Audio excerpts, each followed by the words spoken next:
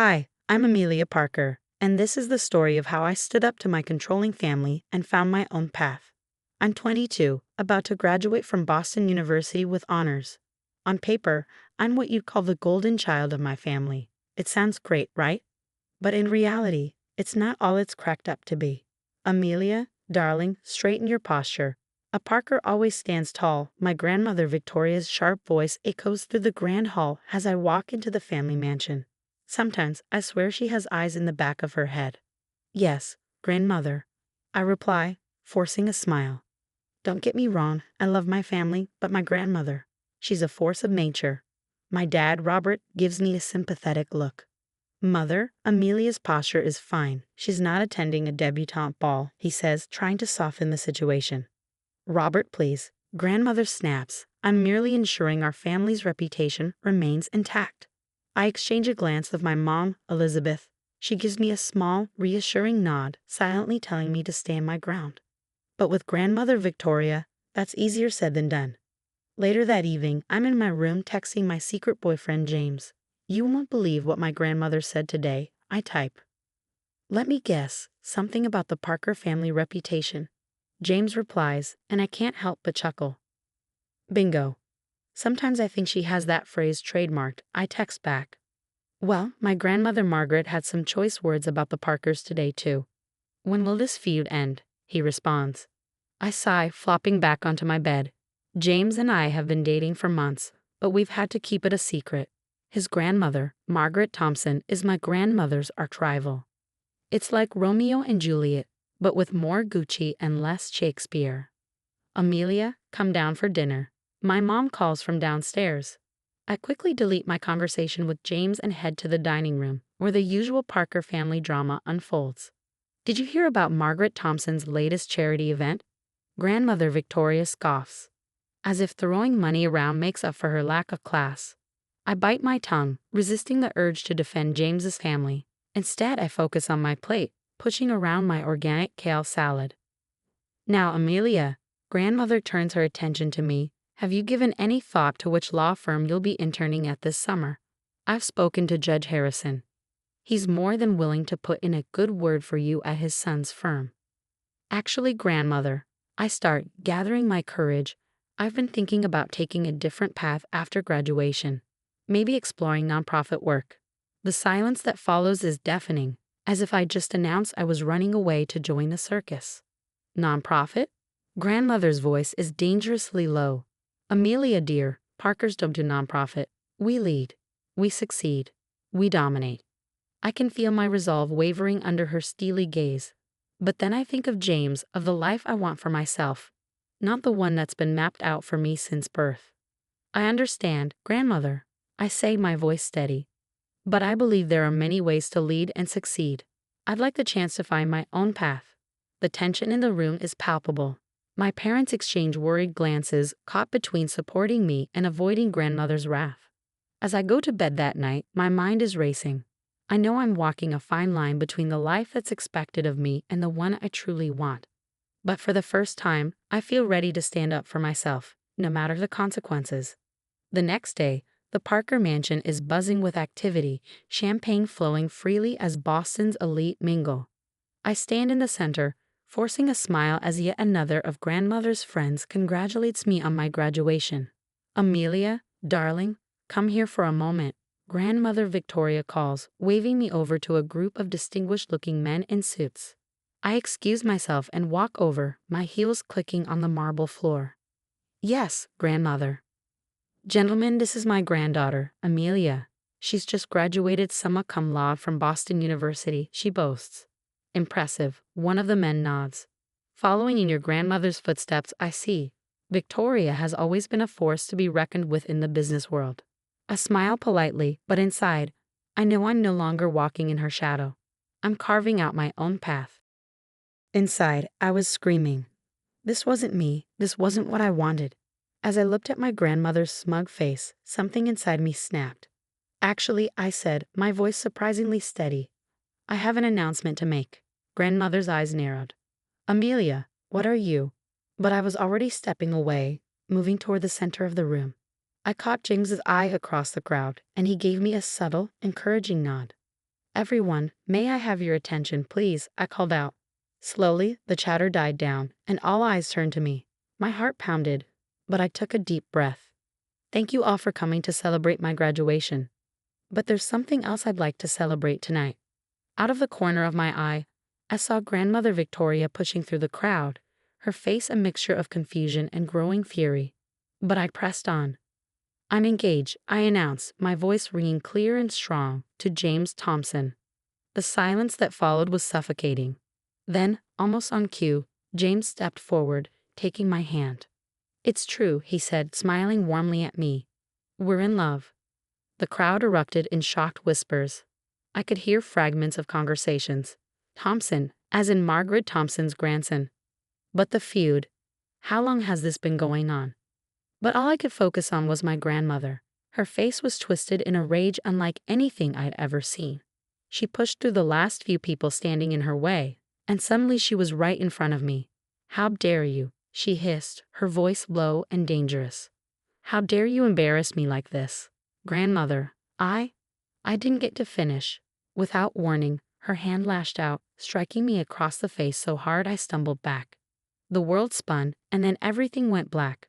When I came to, I was lying on the floor, James cradling my head in his lap. The room was chaos. People shouting, some leaving, and my parents desperately trying to calm things down. Amelia, can you hear me? James' worried face swam into focus. What? What happened? I mumbled, trying to sit up. Your grandmother hit you, James said, his voice tight with concern. You've been out for a few minutes. We're taking you to the hospital. I nodded weakly, wincing at the pain in my head. As James and my father helped me to my feet, I saw my grandmother standing off to the side, her face cold and indifferent. Mother, how could you? My father said, his voice trembling with fury. She's your granddaughter.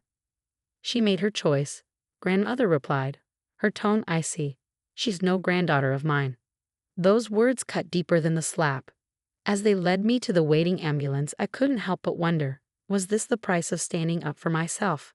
And if it was I ready to pay it? I woke up in a sterile hospital room, the scent of disinfectant thick in the air and the soft peeping of machines nearby. My head was pounding, and for a moment, I couldn't remember why I was there. Then it all came flooding back, the party, the announcement, grandmother's fury. Amelia, you're awake. James's voice was filled with relief. He was sitting by my bedside, dark circles under his eyes. What happened? I croaked, my throat dry. You've been out for a day, my mom said, stepping into the room. The doctor said you have a mild concussion. I tried to sit up, wincing from the pain. Has grandmother been here? The silence that followed was answer enough. Actually, my dad said, his voice tight with anger. She's been busy trying to control the narrative. It's all over the local news. James handed me his phone, and I scrolled through the headlines. Boston socialite assaults granddaughter at graduation party.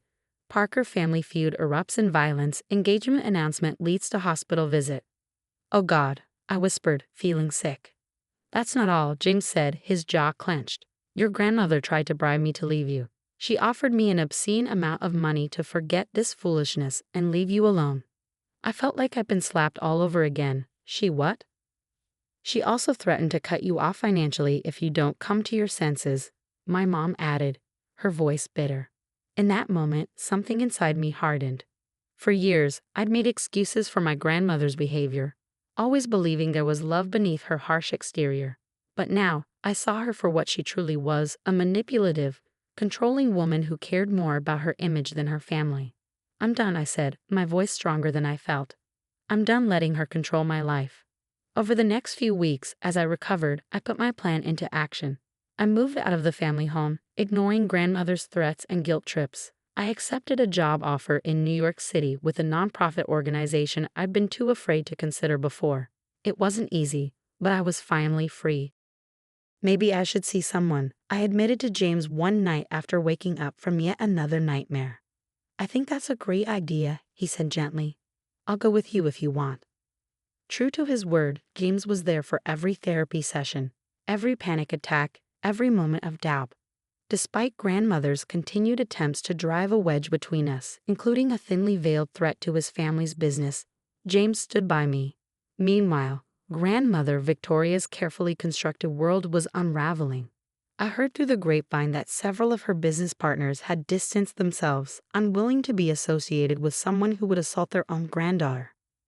"Did you see the latest?" James asked one evening, showing me his phone. It was a video of grandmother being confronted by reporters outside her office. "Mrs. Parker, do you have any comment on the assault allegations? Is it true you tried to bribe your granddaughter's fiancé? How do you respond to claims that you're using your influence to suppress the story?" Grandmother's face was a mask of barely controlled fury as she pushed past the reporters, refusing to answer any questions. "Karma's a bitch," I muttered, feeling a mix of satisfaction and sadness. That chapter of my life was over. 2 years flew by in New York. James and I got married in a small ceremony, far from the Boston Society pages. We were happy, building our lives on our own terms. Then came an invitation to a charity gala in Boston. I hesitated, but James squeezed my hand. "We can handle it," he said. "We're not the same people we were 2 years ago." Walking into the ballroom, I felt eyes on us, whispers following in our wake. Then I saw her, grandmother Victoria, standing alone by the bar. She looked smaller somehow, less intimidating. As our eyes met, she made her way over. "Amelia," she said, her voice lacking its usual commanding tone. "I'm glad you came." "Grandmother," I replied coolly. She glanced around nervously. "I was hoping we could talk. I want to apologize for what happened. I reacted poorly, and I'm sorry." I couldn't believe what I was hearing, an apology from Victoria Parker. But as I looked into her eyes, I saw no real remorse, just desperation. "I appreciate the sentiment," I said, "but I'm afraid it's too little, too late." Victoria's face fell. "But we're family. Surely we can move past this." "Some actions are unforgivable, grandmother," I said firmly. "You showed me who you really are that night, and I believe you." As we talked, I learned the extent of what had happened since that fateful night. Victoria's company had lost major contracts, faced multiple lawsuits from former employees alleging years of abuse, and her social circle had abandoned her. Many sided with Margaret Thompson in their long-standing rivalry. "I've lost everything," she said, a hint of her old anger creeping into her voice. "And for what?" "Because you couldn't follow the plan I had for you." There it was, the mask slipping, revealing the same old Victoria beneath. "No, grandmother," I said, my voice steady. "You lost everything because of your own actions, your cruelty, your need for control, your refusal to see others as anything but pawns in your game. Those were your choices. Now you're facing the consequences." "I've moved on," I told her. "I'm happy, successful, and surrounded by people who truly care about me." With that, I turned and walked away, leaving Victoria Parker standing alone, a relic of a world that no longer existed. The story's over. Do you think there's ever a point where family toxicity becomes unforgivable? At what moment in the story would you have cut ties with Victoria, or would you have given her another chance? Share your thoughts in the comments below. Your experiences and perspectives could help others dealing with similar situations.